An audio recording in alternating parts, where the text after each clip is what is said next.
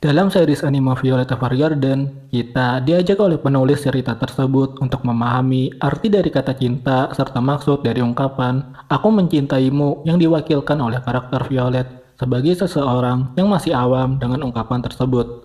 Namun, lambat laun, Violet mulai berkembang dan sedikit memahami makna dari kata cinta serta ungkapan "Aku mencintaimu" tersebut.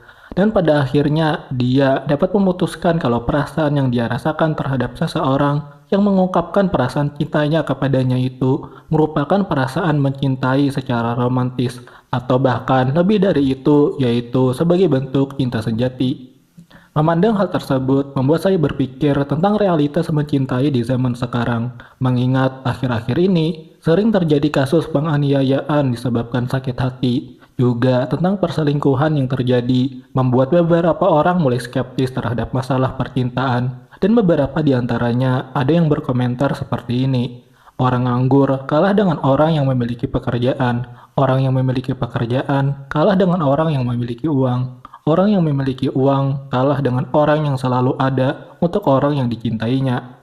Karena hal tersebut, di sini kita akan menguraikan perjalanan Violet dalam menemukan makna dari kata mencintai dan bagaimana makna yang Violet dapati itu dapat setidaknya memberikan kepada kita harapan akan hubungan percintaan di zaman sekarang yang mulai kandas akibat kasus-kasus yang terjadi beberapa bulan terakhir. Untuk cerita perjalanan Violet dalam memahami arti dari kata mencintai, secara lengkap dapat kalian dengar dalam sebuah video yang dibuat oleh channel YouTube Ardianzi yang berjudul Senjata Perang yang Mencoba Mengerti Hati Manusia, Analisis Karakter Violet Evergarden. Di sini, kita coba langsung membahas pada poin yang tidak dijelaskan secara jelas oleh Ardianzi, yang menjadi kunci bagi Violet dalam memahami arti dari kata mencintai.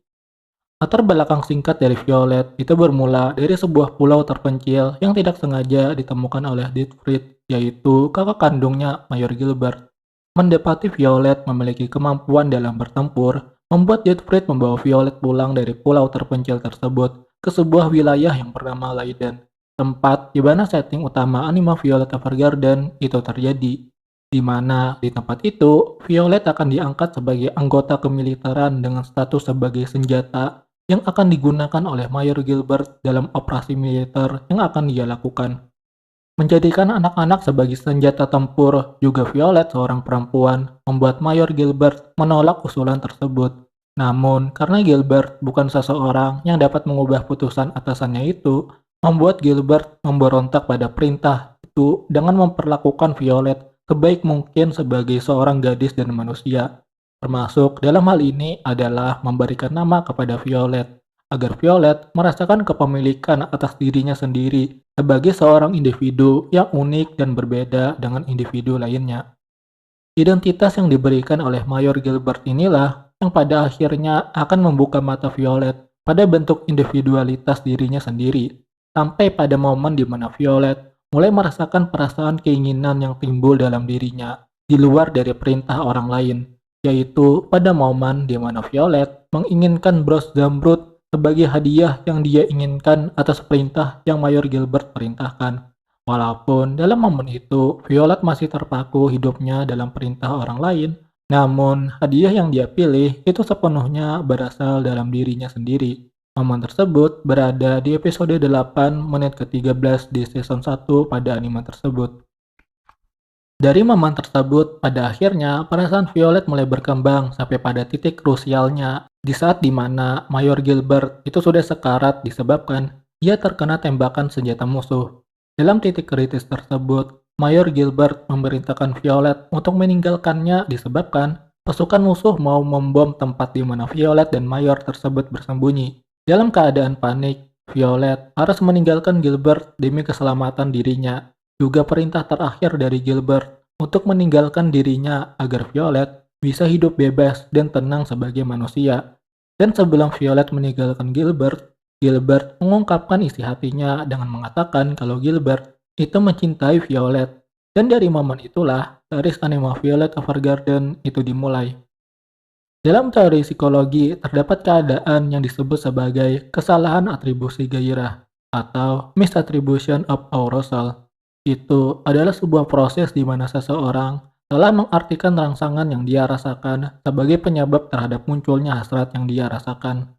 Contohnya, itu seperti di saat kita dihadapkan pada hal yang kita takuti, namun tiba-tiba kita merasakan gairah romantis dalam momen yang menakutkan tersebut. Ini mungkin alasan kenapa terkadang mengajak pasangan kita untuk uji nyali seperti menonton film horor atau menaiki wahana ekstrim itu membuat kita merasa semakin dekat dengan pasangan kita, terlepas dari seberapa menakutkannya momen tersebut. Masalah kesalahan atribusi gairah tersebut juga memiliki hubungan dengan salah satu rumusan yang dicetuskan oleh Jean Baudrillard, yaitu simulakra dan hyperrealitas. Simulakra adalah sebuah kondisi objek atau fenomena yang kehilangan landasan dirinya dalam realitas dan sepenuhnya diganti oleh konsep simbolik. Pada akhirnya, manusia yang terlibat dalam objek atau fenomena yang telah menjadi simulakra tidak lagi memandang objek tersebut sebagai alat yang fungsional, namun berubah menjadi alat komunikasi terhadap diri ideal yang ingin diaktualisasikan oleh manusia tersebut. Kondisi tersebut pastinya rawan menjadi tempat manipulasi oleh orang-orang yang berkepentingan agar aktivitas hidup kita dapat dikontrol dengan sedemikian rupa demi mendapatkan apa yang ingin didapatkan oleh orang yang berkepentingan tersebut kepada diri kita. Pastinya, ini merupakan salah satu bentuk kemunafikan yang ditutupi oleh nilai moral dan kebebasan. Jika kita kembalikan dalam cerita Violet sebelumnya, maka sepertinya perasaan yang dirasakan oleh Violet kepada Gilbert itu adalah sebuah kemunafikan atau sebuah cinta yang tidak benar-benar ada secara tulus. Sebabkan kemungkinan bagi cinta yang dirasakan oleh Violet tersebut hanyalah sebuah kesalahan atribusi gairah. Namun, Violet tidak mau menyerah dan memaklumi perasaannya tersebut sebagai sebuah cinta, seperti apa yang biasa orang normal pahami. Dia ingin memberontak dan memurnikan perasaan cintanya tersebut dengan memahami kembali apa arti dari kata cinta dan maksud dari kata "aku mencintaimu" sebelumnya yang diucapkan oleh Gilbert. Dan perjalanan Violet sepanjang sejarah adalah perjalanan memurnikan perasaan cintanya tersebut agar dia tidak mencintai secara buta dan dusta, seperti pelajaran pertama tentang cinta yang Violet pahami dalam kasus pertama dia, yaitu tentang seseorang yang bernama Lusulia, yang ingin menunjukkan rasa syukurnya terhadap kakaknya yang masih hidup setelah perang usai.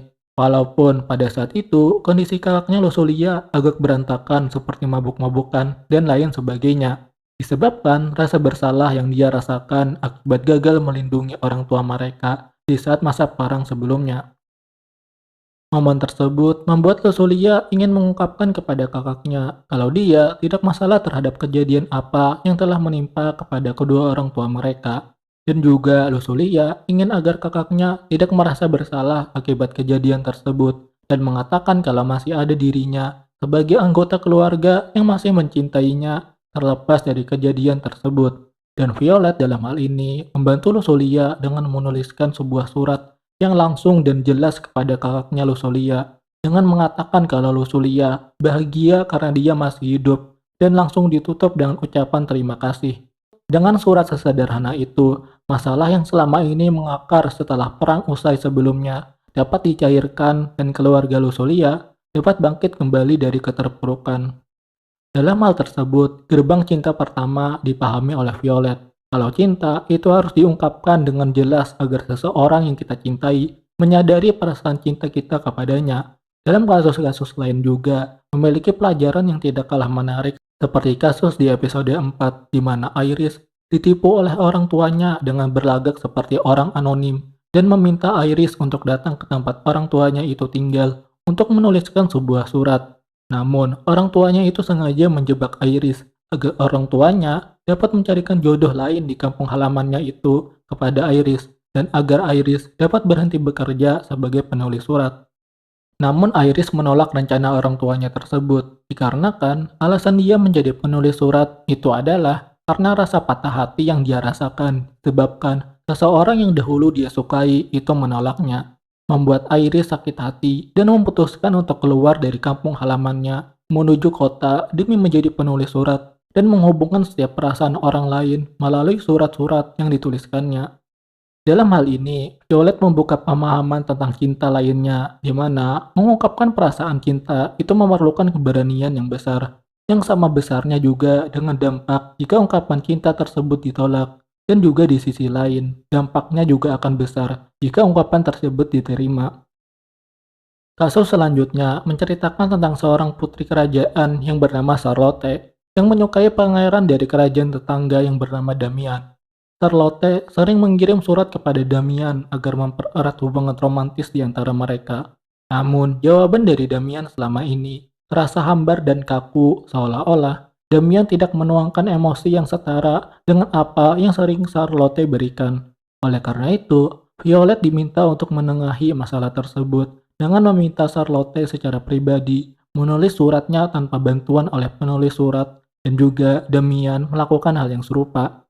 Surat yang langsung ditulis oleh orang yang mencintai memiliki kekuatan emosi yang sangat kuat sampai-sampai di penghujung cerita mereka berdua pada akhirnya menikah.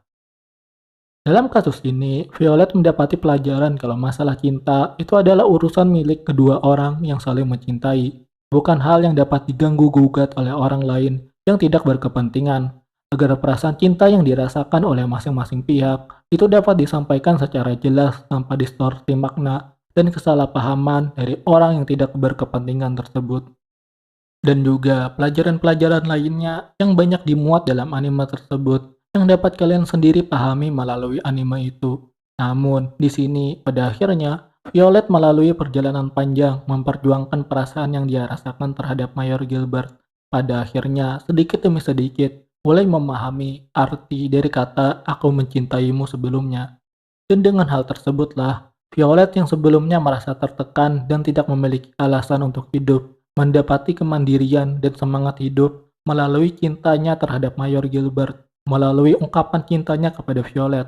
Kira-kira seperti itu apa yang dapat Violet simpulkan dari arti dari kata cinta dan mencintai. Kesimpulan akhir ini sangat berhubungan dengan bentuk cinta ideal yang dijelaskan oleh Eric Fromm melalui bukunya yang berjudul The Art of Loving atau Seni Mencintai, di mana menurut Eric Fromm, cinta sejati itu adalah tentang perjuangan menuju kemandirian diri sampai pada kapabilitas seseorang tersebut untuk memberikan kemandirian dirinya itu kepada orang yang dia cintai.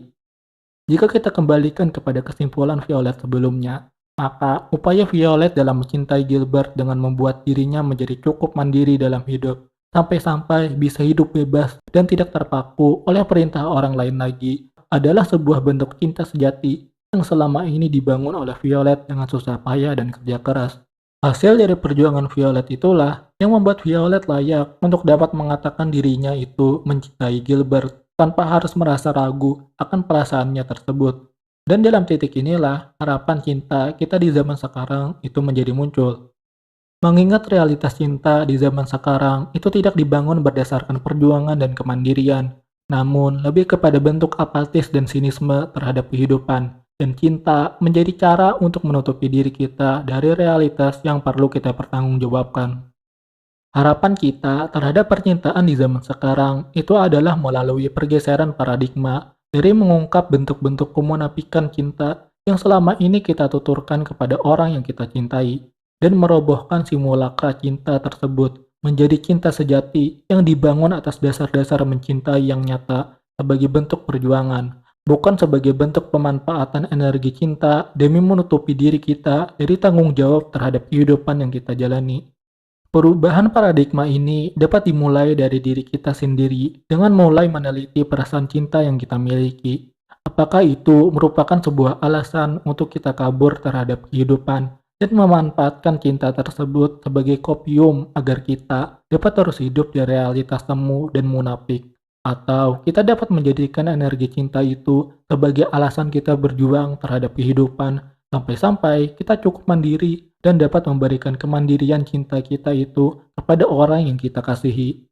Paling tidak dengan cara ini, kita tidak akan lagi menemui alasan-alasan yang mengerikan seperti patah hati akibat cinta ditolak atau habis diselingkuhi yang menjadi dalil bagi kita untuk menyakiti orang yang menolak cinta kita dan pasangan yang dia pilih. Karena dengan cara mencintai seperti ini, bahkan jika kematian menimpa salah satu di antara dua orang yang mencintai tersebut, mereka akan dapat rela mengikhlaskannya dan menjadikan hal tersebut sebagai alasan bagi dia untuk terus berjuang di kehidupan ini tanpa kebohongan. Apalagi jika hanya sebatas hubungan mereka harus berpisah tanpa kematian. Pastinya, drama tentang penganiayaan seseorang akibat patah hati itu dapat ditiadakan atau sepenuhnya dihilangkan.